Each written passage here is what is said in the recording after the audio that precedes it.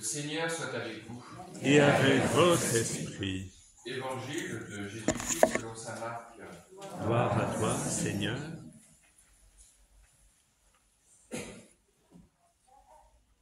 Les apôtres se réunirent auprès de Jésus et lui annoncèrent tout ce qu'ils avaient fait et enseigné. Il leur dit : « Venez à l'écart dans un endroit désert et reposez-vous un peu. » De fait, ceux qui arrivaient et ceux qui partaient étaient nombreux, et il n'en avait même pas le temps de manger. Alors, ils partirent en barque pour un endroit désert, à l'écart. Les gens les virent s'éloigner, et beaucoup comprirent leur intention. Alors, à pied, de toutes les villes, ils coururent là-bas, et arrivèrent avant eux. En débarquant, Jésus vit une grande foule. Il fut saisi de compassion envers eux, parce qu'ils étaient comme des brebis sans berger. Alors, il se mit à les enseigner longuement. Déjà l'heure était avancée. S'étant approché de lui, ses disciples disaient : « L'endroit est désert et déjà l'heure est tardive. Renvoie-les, qu'ils aillent dans les campagnes et les villages des environs s'acheter de quoi manger. » Il leur répondit : « Donnez-leur vous-même à manger. » Il répondit : « Irons-nous dépenser le salaire de 200 journées pour acheter des pains et leur donner à manger ?» Jésus leur demande : « Combien de pains avez-vous ? Allez voir. » S'étant informés, ils lui disent : « 5 et 2 poissons. » Il leur ordonna de les faire tous asseoir par groupes sur l'herbe verte. Ils se disposèrent par carrés de 100 et de 50. Jésus prit les 5 pains et les 2 poissons, et levant les yeux au ciel, il prononça la bénédiction et rompit les pains. Il les donnait aux disciples pour qu'ils les distribuent à la foule. Il partagea aussi les 2 poissons entre eux tous. Ils mangèrent tous et ils furent rassasiés. Il en ramassa les morceaux de pain qui restaient, de quoi remplir 12 paniers, ainsi que les restes des poissons. Ceux qui avaient mangé les pains étaient au nombre de 5000 hommes. Acclamons la parole de Dieu. Louange à toi, Seigneur Jésus.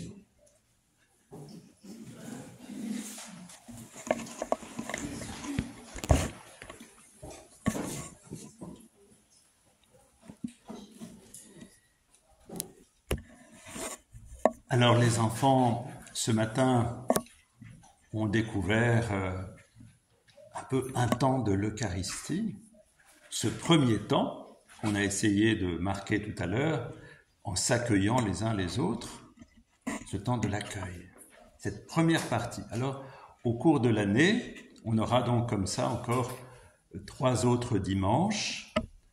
Aujourd'hui, on va insister un peu sur l'accueil.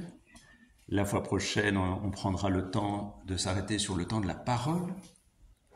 Ensuite, on s'arrêtera sur le temps de la prière eucharistique, de l'action de grâce. Et puis, un dernier dimanche, ce sera sur l'envoi en mission, à partir aussi de notre Père et de l'envoi en mission après. La prochaine fois, ce sera le 15 décembre. Après, je pense que c'est en mars ou en mai. Voilà. Donc, on a le temps. Mais c'est important pour les enfants de découvrir ce qu'est l'Eucharistie, cette Eucharistie qui nous rassemble, qui nous fait vivre, qui nous anime. C'est à la fois un aboutissement et puis un point de départ pour nos semaines. Alors, les textes ont été changés, donc ne vous inquiétez pas, c'est toujours la parole de Dieu. On va essayer de voir à travers ce bel évangile qu'on vient d'entendre, qu'est-ce que ça nous dit de l'accueil. Alors, je vais suivre le parcours de cet évangile ce ne sera pas tout à fait le parcours de l'accueil tel qu'on le vit, mais vous verrez les liens qui vont se faire, je crois, assez naturellement. D'abord, vous avez vu qu'au début de cet évangile, les apôtres reviennent de mission. Ils sont partis 2 par 2 et ils ont vécu des choses très fortes, très belles, peut-être dures quelquefois, mais ils ont vécu des choses extrêmement importantes. Ils ont annoncé la parole de Dieu, ils ont écouté les gens, ils les ont libérés, ils ont vécu des guérisons, puis il y a des endroits où on n'a pas voulu d'eux, ils se sont fait rejeter, puis peut-être des moments où eux-mêmes n'étaient pas tout à fait au point, ils sont en formation. Donc ils reviennent chargés à la fois de choses merveilleuses et peut-être de regrets, peut-être qu'ils ont l'impression de s'être trompés à certains moments, et Jésus voit à la fois leur joie, leur enthousiasme, mais aussi leur fatigue. Ils sont fatigués parce qu'ils se sont beaucoup donnés. Et ils ont le cœur plein à la fois de joie, de bonheur et aussi peut-être de certains regrets. Et le Seigneur leur dit, allez, maintenant on va se mettre à l'écart, vous allez vous reposer, puis on va se parler paisiblement. C'est le premier temps de la liturgie, quand on procède à la prière pénitentielle au début. On demande pardon au Seigneur, mais aussi on lui apporte toutes les belles choses qu'on a vécues, parce qu'on est sûr de son amour. Vous voyez, ce temps où on vient tout déposer, où on vient avec la joie et le poids des journées de la semaine, pour essayer de se ressourcer, et pour essayer aussi de se retrouver soi-même. On dépose, et on est sûr de cet amour sans limite de Dieu, alors on sait qu'on peut tout lui déposer. Le bien, le mal, tout. Le Seigneur nous aime infiniment et il est prêt à nous accueillir tel que nous sommes. Prière, le temps de la prière pénitentielle, du « je confesse à Dieu », du Seigneur prend pitié. C'est un temps vraiment de réconciliation avec nous-mêmes, avec notre vie. Et puis après, une fois qu'on a fait ce temps où le Seigneur nous a vraiment dit « reposez-vous, venez poser votre vie », on passe à un deuxième temps qui est le temps du gloire à Dieu.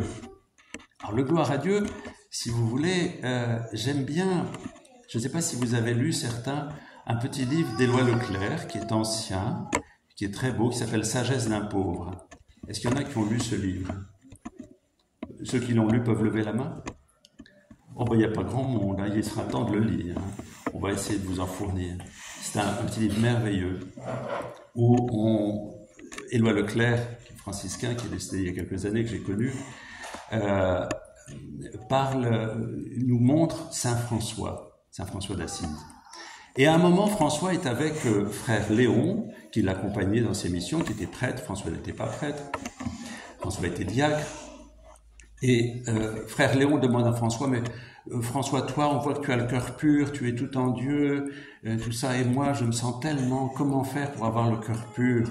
Je me sens tellement chargé de choses. Et François lui dit, Léon, arrête de te regarder.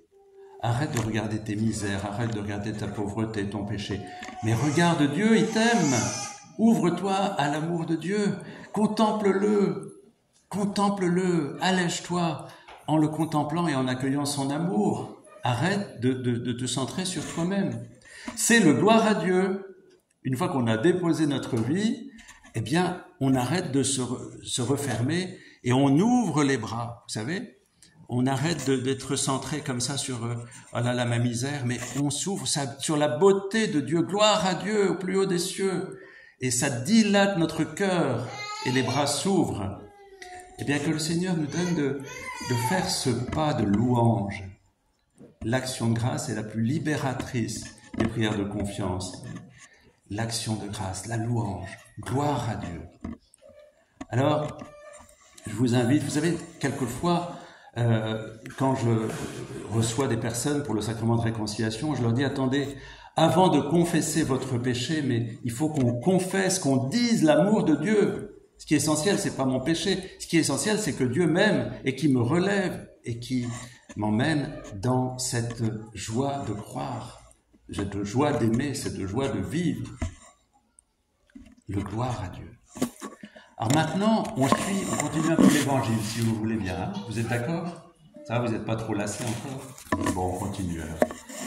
une fois qu'il a réuni les apôtres, qu'il leur a dit de se poser, de se reposer, de s'abandonner à la confiance, une fois que, comme il était avec eux et que ça les a mis dans la louange avec eux, et d'ailleurs on voit le Christ dans un autre évangile qui exulte de joie et qui nous entraîne dans l'exultation, dans le gloire à Dieu. Après, il y a une foule qui arrive. Et une foule, ce n'est pas un peuple. Une foule, c'est un agrégat de gens qui ne se connaissent pas encore, mais qui viennent tous parce qu'ils ont entendu parler de Jésus et qu'ils viennent avec tout leur soif, leur paquet, leurs questions. Et même s'ils ont oublié le pique-nique, mais enfin ça c'est une autre question, parce qu'ils ne se doutaient pas qu'ils resteraient si longtemps avec Jésus. Et cette foule, elle est un peu incohérente, si vous voulez, parce que ils sont tous venus, mais ils se parlent pas entre eux. C'est pas encore un peuple. Et Jésus a envie de faire que cette foule qui vient devienne un peuple qui s'aime. Non seulement qui s'aime le bon grain, mais qui s'aime, qui partage quelque chose, qui partage cet amour et qui ne restent pas les uns à côté des autres comme des piquets comme ça qui ne se regardent pas. C'est pour ça que nos célébrations, tout à l'heure, ce qu'on a vécu, c'est extrêmement important. On est ensemble. Dans la liturgie, on parle toujours de nous, c'est pas je. Il y a une seule chose, c'est le je confesse à Dieu. C'était une prière que disait seul le prêtre dans le temps, en latin, les gens ne comprenaient rien. Et il disait le je confesse à Dieu. Mais tout le reste de la liturgie, vous verrez que c'est toujours nous. On parle de notre Père. On ne dit pas « mon Père qui est aux cieux », c'est notre Père. Ça veut dire qu'on est ensemble et nous faisons une communauté. Et pour faire une communauté, il faut qu'on se connaisse, non? Moi, j'aime bien les moments où, quand on arrive à l'église, pour une messe, on commence par se parler, par circuler. Il n'y a rien de plus triste que de voir des gens qui arrivent dans une église, qui s'assoient sur leur chaise et qui ne bougent plus, comme ça. Bon, moi, je suis avec mon Jésus, ça me suffit, les autres, ils sont là, du moment qu'ils ne font pas trop de bruit, comme les enfants font du bruit, moi ça me dérange. Du silence, du silence. Excusez-moi, c'est pas ça une communauté chrétienne. Une communauté chrétienne, c'est pas un assemblage de gens qui sont les uns à côté des autres et qui se connaissent pas. Ça n'a rien de chrétien. Une communauté, ça vit. Une communauté, ça se parle. Une communauté, ça s'écoute. Si on veut faire des dévotions, il y a d'autres moments, des dévotions. Dans la messe, il y a des moments de silence. Quand on entend la parole, quand on va recevoir l'Eucharistie, c'est bien. C'est pour ça que ça peut être bien de ne pas chanter au moment où on communie, parce que il y a un moment. Et puis après la communion, d'avoir aussi, après avoir chanté, avoir un temps où on se recueille. Mais la liturgie, c'est une affaire communautaire. Donc Jésus, quand il reçoit cette foule, et quand nous nous sommes reçus les uns des autres tout à l'heure, c'était pour dire, nous avons envie de rentrer dans ce peuple de Dieu. Ce peuple d'amour, ce peuple de partage. Et après, je ne sais pas si vous avez remarqué, mais après on les met par 50, par 100, en carré. Alors il y a un commentateur qui élargit un peu et qui dit, c'est un moine qui était le père abbé du Bec et Loin, non pas du Bec et Loin, je ne sais plus quel est. Il leur ordonna de les faire tous s'étendre par tablés, comme pour un banquet sur l'herbe verte. Ils s'allongèrent par rangées, comme les plates-bandes d'un potager par 100 et par 50. Nous sommes les plates-bandes d'un potager par 100 et par 50. Qu'est-ce que ça veut dire? C'est que, à partir du moment où on a été rassemblés, qu'on s'est parlé, qu'on s'est rencontrés, il y a un bel ordre qui s'installe dans le sens d'un ordre d'amour, un ordre de paix, et tout devient beau. C'est pour ça que la liturgie, c'est bien qu'il y ait de la musique, c'est bien qu'il y ait de beaux chants, c'est bien que les lectures soient bien lues, qu'on se sente en paix. Voilà, on devient un peuple de louange. Se rencontrer, se poser, s'ouvrir à l'action de grâce, à la gloire de Dieu, et devenir un peuple qui s'aime. Et un peuple qui n'est pas fermé sur lui-même. Si on s'est rassemblés ce matin ensemble, on est ensemble, c'est pour tous ceux qui sont dehors, soit parce qu'ils sont malades, qu'ils n'ont pas pu venir, ou pour ceux qui arrivent pour la première fois ici, qui se sentent accueillis, que personne ne puisse dire « Je suis allé un jour à l'église Saint-Paul, ma campagne, je me suis mis là, personne n'est venu me dire bonjour, je ne connaissais personne. » Ça, excusez-moi, on va pointer 0. Parce que si nous sommes un véritable peuple, on doit se reconnaître, on doit s'accueillir. Les enfants doivent être accueillis, les personnes âgées doivent être accueillies, les nouveaux doivent être accueillis, les personnes malades doivent se sentir chez elles. Tout le monde a sa place. Et puis tous ceux qui sont pas là, qui sont dans le quartier, qui sont dans ces immeubles, ils ont leur place aussi avec nous, ce matin, dans notre cœur. Tous ceux qui vont à Intermarché, tous ceux qui vont prendre le bus, tous ceux de nos familles, proches ou loin. Nous sommes un peuple qui aime et qui a besoin de s'élargir. Élargis l'espace de ta tente. Et bien que le Seigneur nous donne dans ce premier temps d'accueil de chacune de nos messes, d'accepter de nous poser tranquillement dans cet amour de Dieu, la prière pénitentielle, d'ouvrir notre cœur à la gloire de Dieu pour être libérés de nous-mêmes, allégés, et puis de nous reconnaître les uns les autres comme un seul peuple, un nous qui aime, un nous qui diffuse cet amour.